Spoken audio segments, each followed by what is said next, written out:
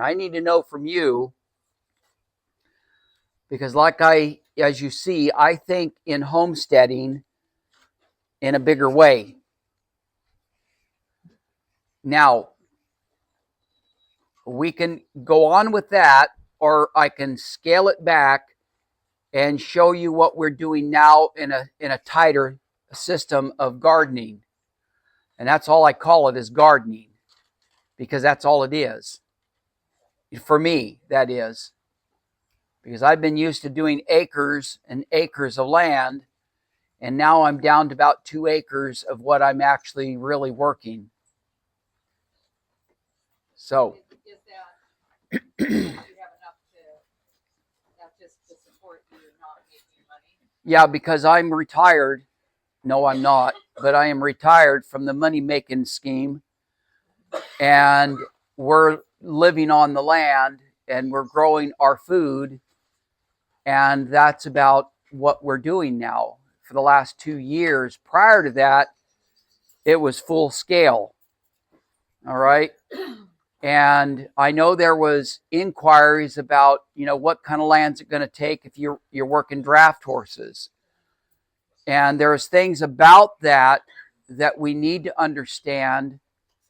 And I'll either cover it now or tomorrow, because I'm having a tough time squeezing everything in. Because there was inquiries that came to me, direct and indirect, that they also want to know something about tools. Homestead tools. What kind of tools do you use? And all those kind of things. What are the best? What is the, whatever. And so I'm really being squashed into a little pile. And it's really hard for me to know which way to go because of your interest. I don't want to speak things that you're not interested in, is what I'm trying to say. Because I brought a thumb drive with some pictures of what we're doing right now on our place as it is, versus looking at the homestead concept as a sustainable homestead versus what I'm doing right now. Because I'm not sustainable like I used to be. I'm not doing what I used to do because I don't have children anymore, and I had to really start scaling back to doing what Mom and I could handle. If you know what I'm saying. One of the things that has been a concern for, I guess, in our discussions here, is that we really don't know how soon, how long these last movements are going to be. I mean, we really don't. And we want to be living as though it's going to be tomorrow, but we want to be able to live like it's going to be in 20 years too. And that's a tough place for me to be put in, and it's a tough place for you to be put in.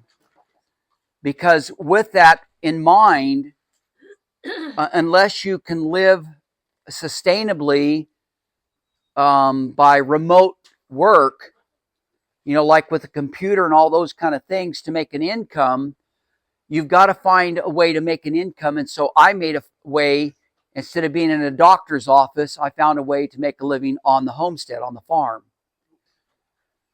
Okay, so now, okay. This here, okay. Instead of having draft horses, I have a 48 model Farmall tractor. It's built by International, and it is about 29 horsepower, which is not a lot of horsepower, but it's geared down like horses. And it works. This thing is amazing. It was built for produce. It was built by International for the use. We're talking about tools here now. It was built by International for the purpose of tobacco growers in the South and cotton. and those crops that were done that way, because the motor sets to the side and you sit here and you can look right over your rows. All right. I have all the implements for this thing. It is my work. It is my draft horses. And so because we walked away from the homestead, we're no longer 100% self-sustaining. I have to buy, my manure and my composts and those kind of things now. And we're in the process of right now is reverting our brains back to homesteading. All right. But I'm not stupid, and I don't expect you to be stupid either, because we don't know. We do not know how far this thing is going to go and how soon. I mean, I've been talking about it since I was in my 20s. And like I said, I'm 70 years old now. And the time of trouble hasn't come, as in the brother mentioned this morning. I think it was Dawn mentioned this morning that there's a small time of trouble versus a large time of trouble. The real hard times, Jacob's time of trouble. And it's during that small time of trouble that we're going to have to be learning, or we should already have it learned, to where we can go through that period of time and sustain ourselves on the land. Because when the big time comes, you may be running for your life out in the middle of the woods under angels' guidance.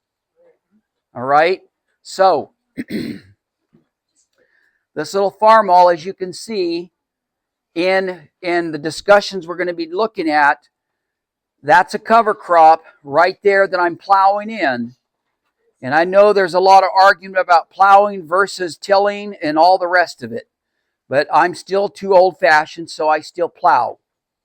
I like the plow. I like what it does. And I like that I can turn my cover crop. I call it raw food for the earth. Okay, just like in nutrition, which I've taught for years, the importance of raw food in your soil. And the things that it does in the soil is absolutely fascinating. So that's a cover crop I'm plowing in. What is it? It's a wheat grass, which gets up nice and tall, and it also has what's called winter rye, and it has with that the nitrogen building legume kind of things. Is I use a vetch, a hairy vetch, and I use with that is what's called winter peas or Austrian peas. And I mix it in about 50-50, and then I take it and I have a grain drill that goes behind this tractor that I grain drill it in, or you can just whirly bird it in and disc it in, or wherever how you want to get it in the ground. Now I do that in the fall of the year, and it gets grown up and it gets up good waist deep, and you can see it, it's fairly deep. And when you turn that stuff in, that raw food is doing a number on all that community down under the ground.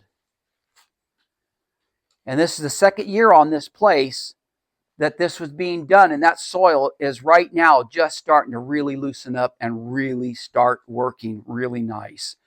In this plot that I'm plowing right now, I have potato plants this tall. This tall, and when they're done, they're in the bloom right now. And when they're done, we will have potatoes bigger than my fist. Mountains of them. We'll in 3 rows. And in that same patch, I have watermelon and cantaloupe and winter squash. All right. So that's the first process that we work through in gardening, is you want to get to the point where you understand the science of soil building.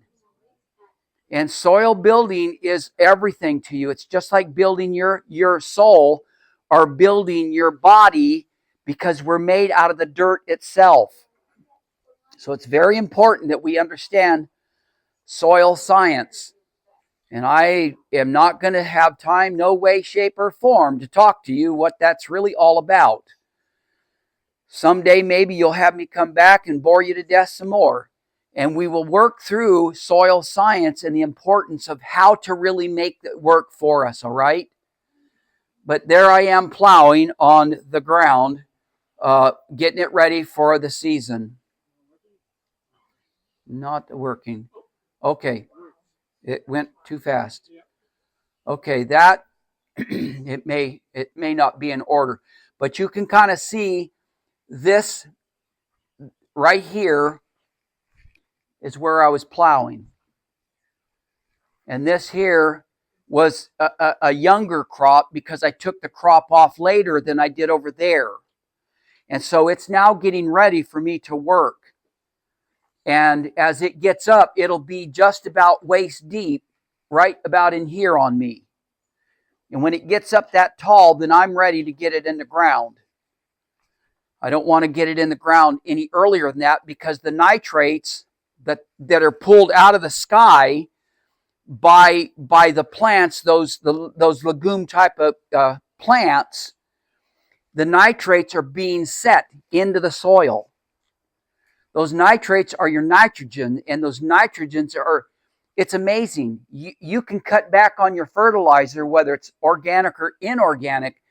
You can keep cutting back on these organic products until you can almost get to the place where you don't have to have them at all. By cover crops alone, you can build that soil to where it's doing what you need to do in and of itself. Just a quick question. Do you purchase that, or do you raise your own seeds? I used to. I'm not now, just simply because it's too easy. And the older I get, the harder it is to do what I used to do. I have a seed cleaner. I still have it known, and it's down at the barn. And I've got everything ready. I got my scythe and everything to cut my own wheat. We used to raise an acre of wheat for ourselves on the homestead. I didn't buy wheat. I never bought a bit of wheat. And I'm going to tell you something. Those that have a gluten problem, it's not because of the wheat. It's because of the way it's raised. We raised wheat all the years of our homesteading years on that bigger farm. And we cut it the old-fashioned way. It was cut in the milk dough stage. And when it was cut in the milk dough stage, 3/4 dough, 1/4 milk. Okay, that makes it a full. Now, when you do that, what happens is the sugars are at its full height before the plant begins to rob the plant, just like herbs do. There's herbs that you harvest in the fall because the resins or the goods fall back into the ground. You follow what I'm saying? The plants go through a cycle, and as they get to their peak, they will start dropping their goods back into the soil so they can come back out of the soil the next spring. You follow that? Well, wheat, your grains of all kinds work because they're an herb plant. And if you learn how to harvest them at the right time, they're going to be at the highest point of sugar. Digestible sugar, digestible protein that's already pre-digested for you at that high stage. See, I'm having a hard time staying off of homesteading. And there's an art to all this stuff. And we used to raise our own oats. We had an acre of oats. We cut our own oats. I mean, we had a large scale work, and we were completely independent on that place. And so right now, no, I'm not. But I'm set up. If everything gets crazy, I can take that field right there and I can cut it with the hand scythe. I've got the scythe.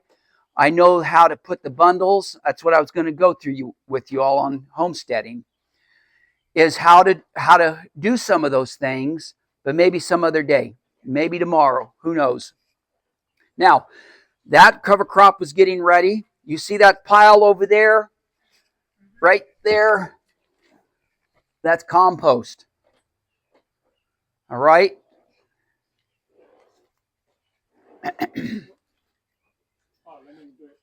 Okay, this thing, okay, right there. That's another field. It's actually our garden. But that is basically, it looked the exact same thing as the picture you saw me doing out there standing in or plowing. The cover crop is now plowed in. It's been 3 weeks, and the cover crop is predominantly rotting in the ground. You'll see a little bit of it growing here and there. But the majority of that cover crop has rotted into the ground as food to the microbes and the living creatures that are all underneath this soil. All right? And what you see years ago, which you'll see in a minute, I used to spread 4.5 acres of compost. See this bed right here? That's a bed. My 4.5 acres were based on this process of beds like that. I did not put manure and compost. I didn't put anything anywhere but in the bed. I didn't want to waste compost. I didn't want to waste fertilizer in the walk path. It's ridiculous. It's an expense that is just ridiculous. So when I started years ago, this way of farming, I had to get my head out of the horses. Because when you're farming with horses, it's a whole nother world when you're homesteading the way we were homesteading. All right? We went back 200 years and that's the way we were living. But I had to come up to the present day and try to make this thing work on a smaller scale because it was me and Mama. And so we created the system to where we had these beds all the way across the field. Now, we are going to get out of time so fast it's not funny. Here's your field. Can you all see that okay? Now, let's say that's your garden. That may represent 5 acres, but it may represent just an acre or whatever you got and whatever you're doing. You want to take this ground and you want to split it up in units.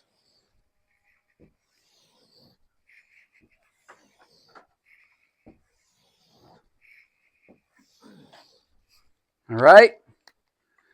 Those units could represent, as it was on my farm, that is when we were on a bigger scale doing this, not on the homestead. Get the homestead out of your head because we're not going there. We set up our fields like this, and these were 32 feet field units. Within that unit, it might be the brassicas, called the broccolis, the cauliflowers, the cabbages. All those type of plants were in that bed, in that unit. And within that unit, we had these beds that you see here. And there was usually about 5 of them, if I remember, in each unit, 5 to 6 of them in each unit. You follow what I'm saying? Do you have any idea how much food is in that one unit alone? No, you don't. And what I'm trying to get you to see is how much food you can grow in a very small space is what I'm trying to get you to see. All right? Now, it's going to take equipment, and you can't do this with horses. It's impossible. So I have the equipment now because it's just me and myself and Mama. And so I had to transfer my brain out of the horsepower homestead mindset into the present day to get this thing sucked down tight to where I could get a lot of food. 500 people were feeding on 4.5 acres. I don't think you can get your head wrapped around that too well. That's not a lot of land, but that's a lot of people to feed every week. All right? Now, I'm not even going to have time to deal with you in companion planting versus rotations, but this represents one season, okay? 1 year. From here to here is 1 year. All these are broke up in different types of food products. And it's set in its place, in its proper order, in its proper place. And these brassicas will not be here until 1, 2, 3, 4, 5, 6 years later. That's right. They're going to be moving this direction. And as this gets down here, it all keeps going around and around and around and around. 6 years. plus your cover cropping, you will never, never, never, never wear that soil out. Not in a lifetime. Not in your children's lifetime, nor your grandchildren's. That soil, by 5 years in, will be so amazing, it will blow your mind. I had the University of Tennessee coming out to our farm because we were the pioneers in the state of Tennessee of doing this technique. And the University of Tennessee used to bring their ag students out to the farm, and it blew their minds when they could stick their hand down in soil in Tennessee like this. That it was that beautiful and that mellow, where we could grow carrots that were nearly a foot long. But it's because we're working the soil and feeding the soil and keeping it rotating. Nothing is in the same place. Now, this thing's not working, so I need... There it is. It must be working. That's a BCS tiller. Okay, if anybody in here heard of a BCS tiller? Now, I'm going to tell you something. If you've got any coins at all, you need to invest in this thing. While we have the use of gasoline, this thing is incredible. Now, you see me walking outside of the most rototillers. When you're rototilling, you have to walk behind it like this. Is that right? This tiller, the handles actually move all the way over like this or all the way over like this, and you never walk in that bed. You stay out of your bed. This was built in Europe because in Europe, a lot of these countries do not have big land, and so they do it on a really tight scale, and they develop this that's really not a rototiller. It's actually a walk-behind tractor. But this thing will cut a swath at 30 inches wide. And my beds are actually 32 inches, so by the time the dirt gets thrown out, I can go there and I go back and my bed is made. Now, there. I want to go back to that. I started to tell you, when I started doing this technique, I was spreading this compost with a wheelbarrow and a shovel on 4.5 acres. Now, I told you I was an animal, and now you can get your head wrapped around it a little, and I'm not joking you. That's what I was doing, and I would buy semi-trucks of pre-made compost, and I was running 15 semi-truck loads a season, and there was 22 to 24 yards per truck.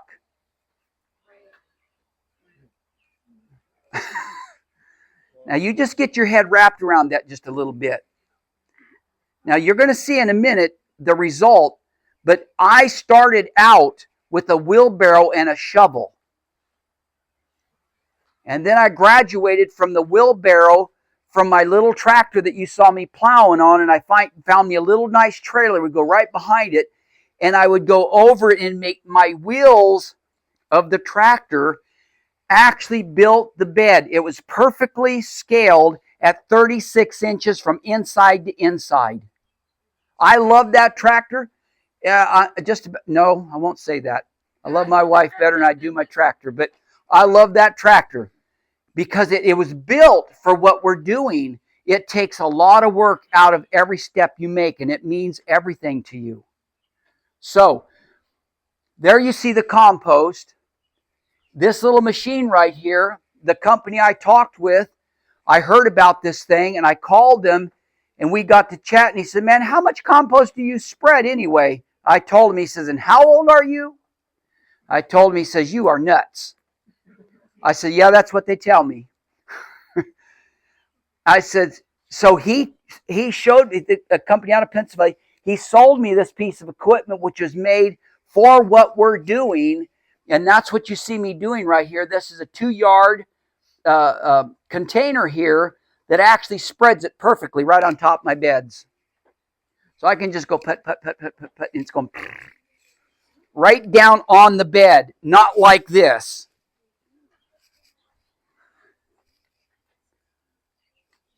Come on, George. Then you see me working it with the BCS tiller.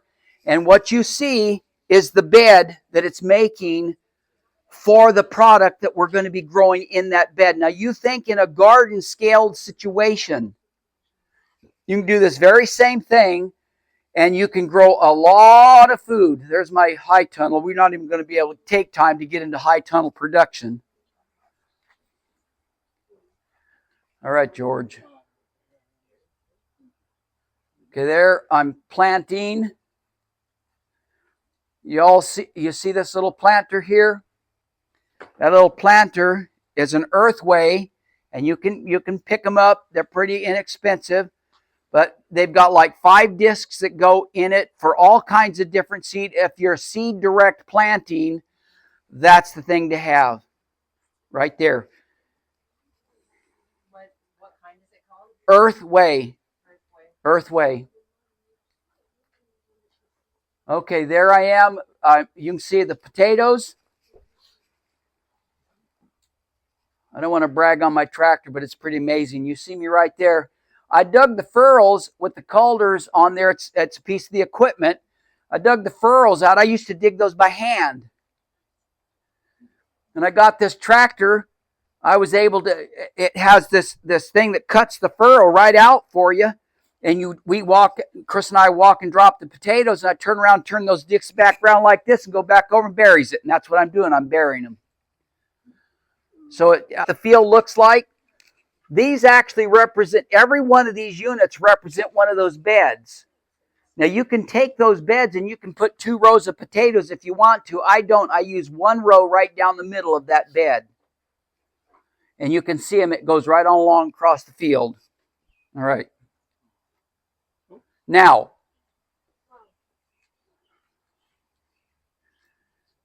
each one of these beds are 200 feet long.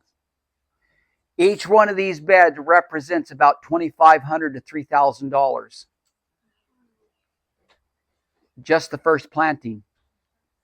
I plant these beds 3 times in a season. Are you getting a picture in your head?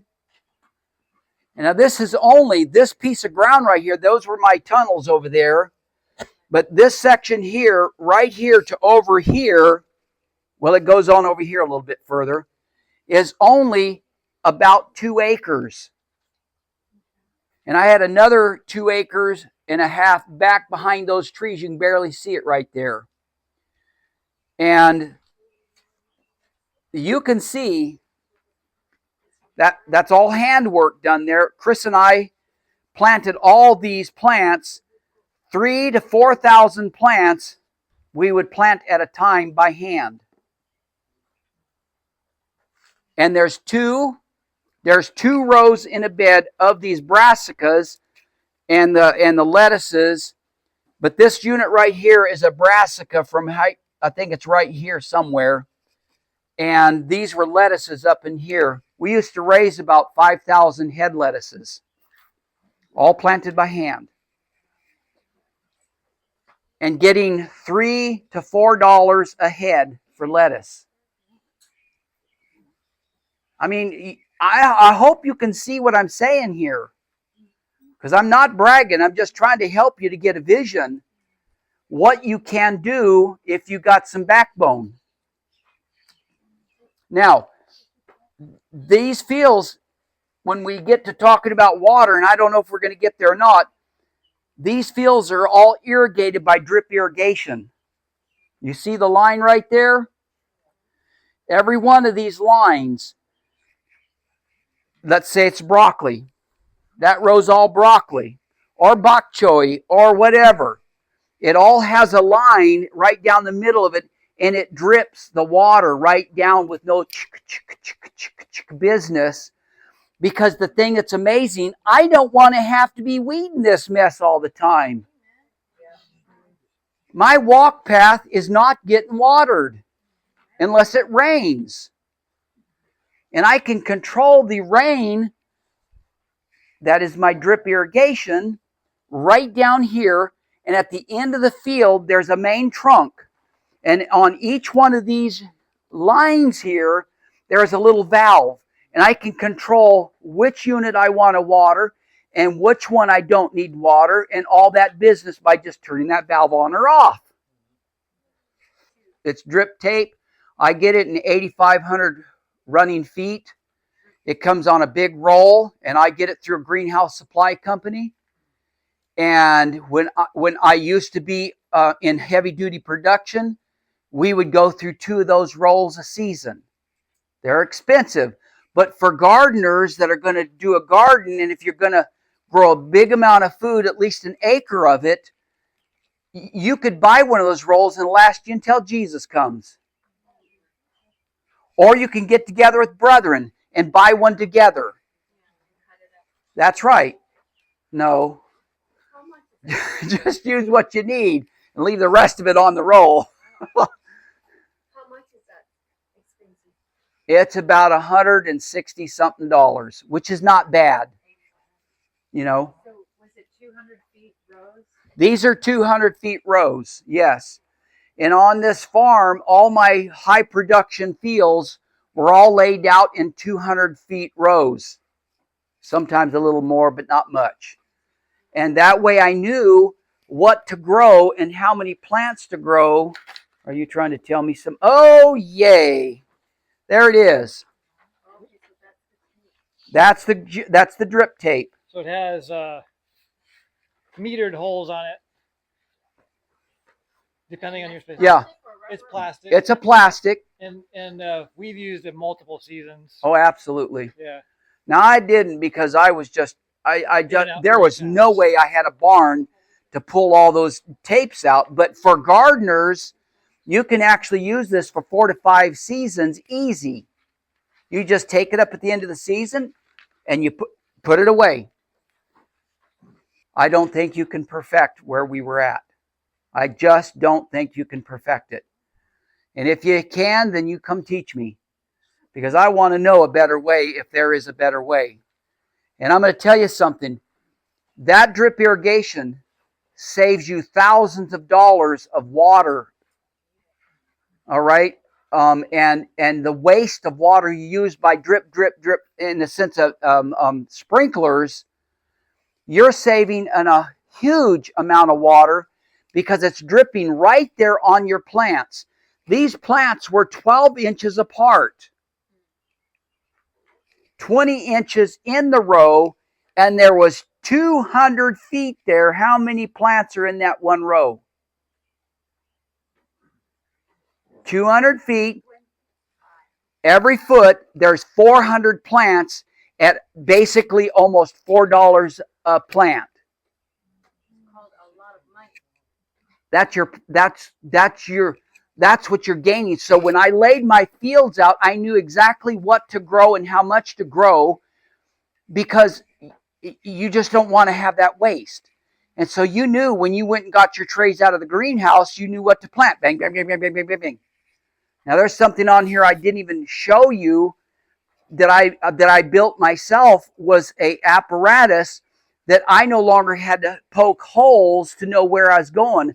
I built an apparatus with 2 bicycle rims, and I put dowels on it and doweled it together like this, and I could walk right down beside it and poke holes. Poonka, poonka, poonka, poonka, poonka, poonka, poonka, poonka, poonka, just like that.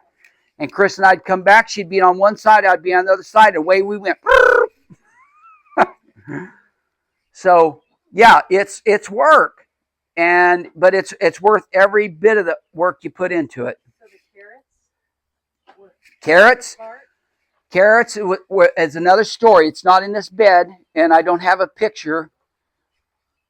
I think they're young, but they're right up here. There was 2 beds of carrots, 200 feet long, and there was 4 rows of carrots in a bed. All right, 4 rows of carrots in a bed, and when you were done and said the poundage, $3 a pound for your carrots. Whew, it's pretty amazing. And I didn't plant them all at the same time. I planted them in a stagnant way to where staggered way to where they didn't come in all at the same time. But when it was all done and said, it was money in your pocket because the seed is cheap. But you did use the drip tape with those. Absolutely. Absolutely. Because when you're dealing with the drip tape, your rows are about 8 to 10 inches apart in the bed, and my stirrup hoe, I don't know if you know what a stirrup hoe is. Yeah. My stirrup hoe is about 6 inches wide. And by the time, it's no longer clunk, clunk, clunk. We're talking about tools here, tools of the trade. And I could take that stirrup hoe and stick it in the middle of that row, and I could walk just like this. And you hoe and you keep it clean. Every week you go through these fields and you never let a weed get started. You look and tell me where there's a weed in that field. No, it's good. And there's no Roundup on this field. It's done by me. I work these fields, and anytime a seed got started, that seed got cut down. I would never. 5 years of keeping these fields clean is 25 years of less work. If you can keep those fields clean for 5 years, it will blow your mind what those fields will be like after 5 years and on. All you'll do is cultivate. All you do is will run and just maintain and care for them. You follow what I'm saying? I think you're starting to get a picture here. These here are all the brassicas. Broccoli, cauliflower, cabbage, all those things. Those are all done in a greenhouse where we grow them as bedding plants. All right? The carrots, the beets, remember, did you see the little picture of that earthway planter? Sorry, I missed the first part. Okay. Can we run backwards real quick? And then we'll move forward again. Go on back. Go on back. Go on right there. That little earthway planter actually has a number of plates. I did green beans, purple beans, wax beans, yellow beans, and they were all within their boundaries of units because the unit before it was the corn, because the corn follows the beans. And that whole program was ran that way, but this little earthway planter, I could take my beans, it goes in that hopper right there. It has a disc, it goes in there, and I go, and it plants it. Boom, boom, boom, boom. And it has the striker. That's what I'm doing here. I'm planting beans. This striker will strike your next row. You come around and turn back, go right back. The carrots were the exact same way. You just move that adjuster and you bring it in like that, and you go down, zoom, and you come back, zoom, you go back, zoom, and you do that, and next thing you know, within a matter of moments, you got a 200-foot bed planted in a matter of moments. No handwork when it comes down to a lot of this. One more question, sorry. Okay, let's go forward. Is the tools, you made the tools yourself, or is it available somewhere This else? earthway planter, let's go on. The earthway planter, you can buy it. You can find it on Amazon. They are carrying it, and you can get it. Now, that right there is onions, and again, that's a 200-foot row, and we raise all the onions for our CSA and all the onions for ourselves. We did red onions and yellow onions, and then we plant garlic the same way in the fall.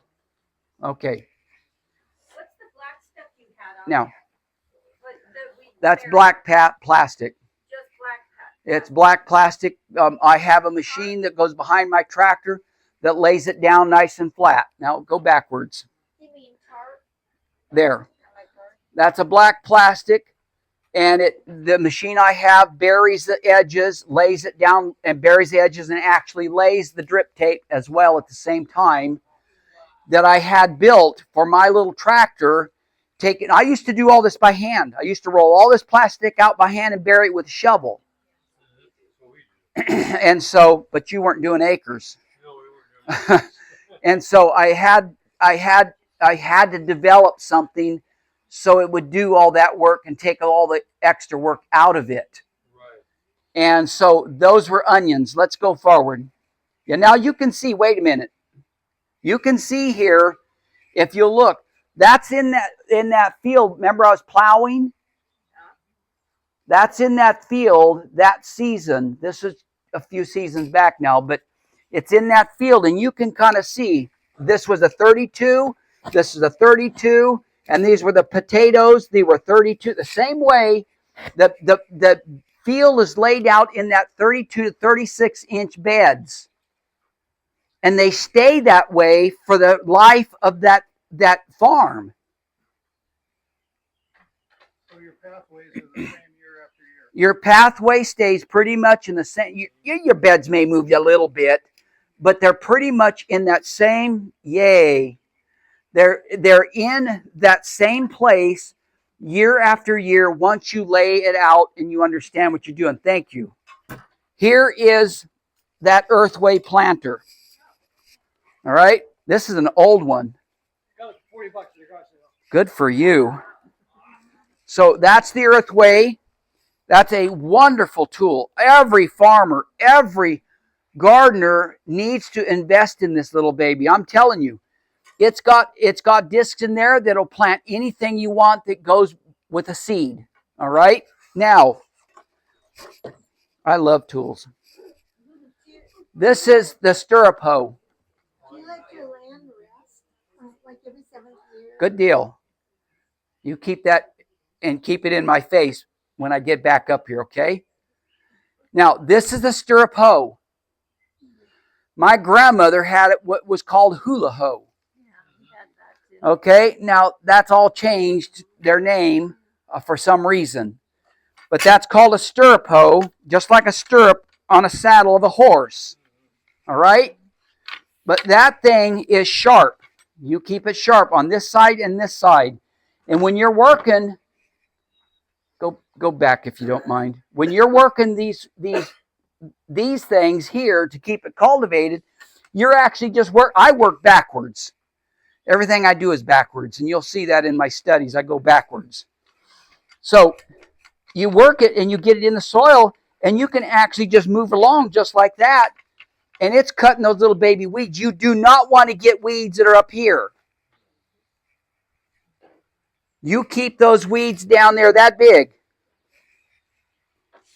There's another hoe that I love. You can go forward. Right there. It's called a culinary hoe. Johnny Selected Seed carries it. They carry these as well. And it's just a blade about 6 to 8 inches wide, about that big. And the handle part is right in the middle of that blade. So you got 3 to 4 inches on each side. When you're using that hoe, you can get right up underneath those leaves. You can't do it with stirrup hoe because you damage the plant. But that stirrup hoe, the culinary hoe, you can just walk right down that field and you can be, cutting, and you can be moving, moving on. And you're right up underneath those plants, keeping that weeds down. You can take the stirrup hoe, this thing here, you can work right down the middle of it until it gets too big. The same thing with that culinary hoe.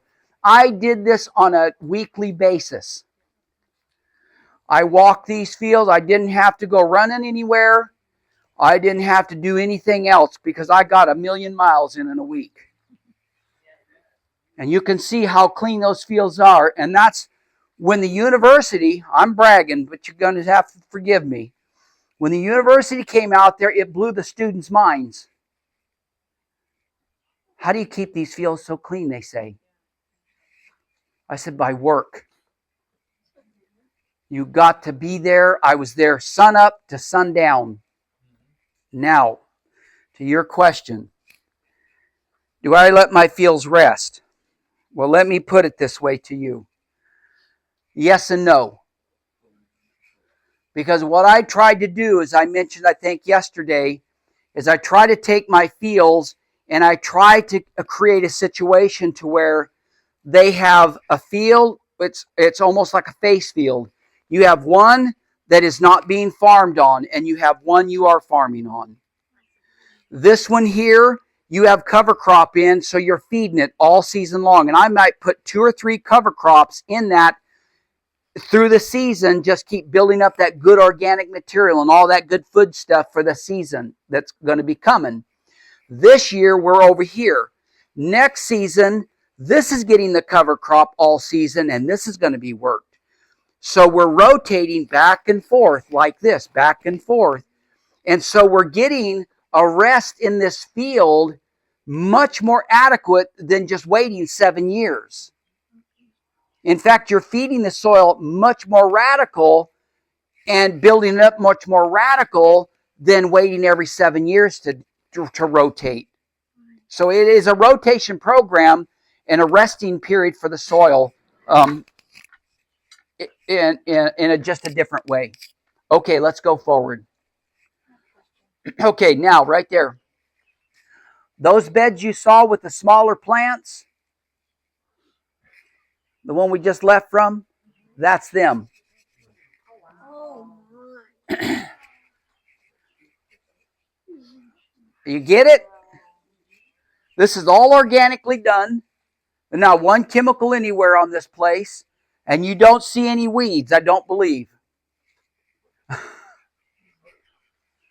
Huh? No, I wish my back felt Photoshop. But that's what you're looking at. The row was wide enough for a wheelbarrow. We had a commercial business, and so we had commercial wheelbarrows, and we had about 5 of them. And I'm going to tell you something. We could fill a wheelbarrow up in a heartbeat. And our CSA boxes blew people's minds the amount of food we could put in their boxes for half the price of anybody else's. And we built a business. We could have been so big, it would have killed every one of us. I could have went up to 300 to 400 CSA members, but it was Mama and I wasn't about to do it. You try to feed 150 CSA boxes, which is about 500 people or more. And that's what we were doing. Now, you're just seeing a wee itsy bitsy piece here. That whole 4.5 acres looked like that, whether it was the potatoes or sweet potatoes or onions or garlic or whatever it was, 50-something different varieties, 58 varieties we were raising. And let me tell you something, it all wasn't big like this all at one time, because I had to have it calculated in my brain to have it staged to where we were constantly harvesting, constantly. My wife called me the eternal planter, because that's what I was doing. When a crop was done, it got out, it got me recompost, remineralized, and reworked up and replanted. Zoom. We did that 3 times in a season. Per unit, per bed. And I was the one doing it. My wife was doing all the brain work and the delivery while I was doing this. Now, what I'm trying to get to your head is the amount of food that you folks can learn to grow on a very small place is mind-boggling. And this is what we've got to know, folks. We've got to know how to grow food efficiently. Now, you can see it. A picture says more than I can speak. There is more food in this one field than you can imagine. When we were harvesting, and especially our winter food production, for the winter foods, we would take them and we would harvest them, and they would be put away. We had about 500 to 600 pounds of potatoes that we put away for ourselves alone. We put up about that same amount about sweet potatoes. Onions, about the same amount. And they all got harvested off this farm while we were harvesting those same things for our boxes. So, I was acting like this was my garden, but I had to make the garden great big because I was feeding more than Mama and I. So do you have a root cellar, or did you put them in the hoop houses? Or Nope. the Well, I dried the onions and garlic in a hoop house that I was not using because it was waiting for the winter use. Now that's so let you. I'm just trying to help you to see on a smaller space. That was actually that field you're seeing right here is on that 2-acre piece. There is no way on planet Earth that you can eat the amount of food you can grow in 2 acres. I'm telling you. So this place we're on now is I'm having to get my brain tightened down for just Mama and I. How many acres do you have now? I've got 22 acres, and I'm only really working about an acre and a half. And frankly, a part of that is completely idle and resting, and the other, so I'm really only working maybe an acre altogether. And I'm going to tell you something, you cannot believe the amount of food I'm growing on that acre. To be aware of new videos like this one, be sure to subscribe to the Preparing for the Time of Trouble channel. For more free videos and downloadable audio podcasts, as well as handouts, go to www.preparingforthetimeoftrouble.com. Topic categories include recordings of live seminar presentations, country living, sustainable gardening, homestead remedies, how to be self-sufficient when the grid goes down, wild edible and medicinal plants, hydrotherapy, and end-time Bible prophecies. To take advantage of these free resources, go to preparingforthetimeoftrouble.com.